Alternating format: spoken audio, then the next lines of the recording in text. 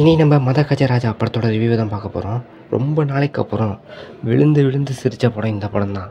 Sundar C அவர்கள் நான் தாண்டா கமர்ஷியல் கிங்னு சொல்லிட்டு திருப்பி நிரூபிச்சிருக்காரு. ஏன்னா 2013 ரிலீஸ் ஆக வேண்டிய படம் 12 வருஷம் கழித்து தைரியமாக ரிலீஸ் பண்ணியிருக்காரு. அதை ரிலீஸ் பண்ணதுக்கு ஏற்ற மாதிரியும் படம் பயங்கரமாக இருக்குது. படத்தோட மிகப்பெரிய தூணே சந்தானம் அவர்கள் தான். ஏன்னா சந்தானம் பீக்கில் இருக்கும்போது நடித்த படம். ஒரு ஸ்க்ரீனுக்குள்ளே வந்ததுலேருந்து நான்ஸ்டாப்பாக காமெடி சரவெடியாக எல்லா இடத்துலையும் பயங்கரமாக காமெடி பண்ணியிருக்காரு. அவர் சொல்கிற எல்லா காமெடிக்கும் பயங்கரமாக சிரிக்க வச்சிட்டாரு. அடுத்ததாக மனோபாலா சார் பண்ண அந்த ஹைலைட்டான டெட் பாடி சீக்வன்ஸு இதுதான் படத்தில் பயங்கரமான ஹைலைட்டு. 15லேருந்து 20 நிமிஷத்துக்கு நான்ஸ்டாப்பாக ரொம்ப வயிறு வெடிக்கிற அளவுக்கு சிரிக்க வச்ச காமெடி இந்த காமெடி தான் நான் சொல்லுவேன். அந்தளவுக்கு மனோபாலா சார் பயங்கரமாக பண்ணிட்டாரு. கொடுத்த டிக்கெட் காசுக்கு இந்த சீக்வன்ஸ் பயங்கர ஒர்த்து. அப்புறம் இந்த படத்தில் வர சிக்கு புக்கு ரயில் வண்டி மைடியரில் ஒரு ரெண்டுமே பயங்கரமான வைப்பு. Theatre material song Vijayan Reddy பயங்கரமாக மியூசிக் போட்டிருக்காரு.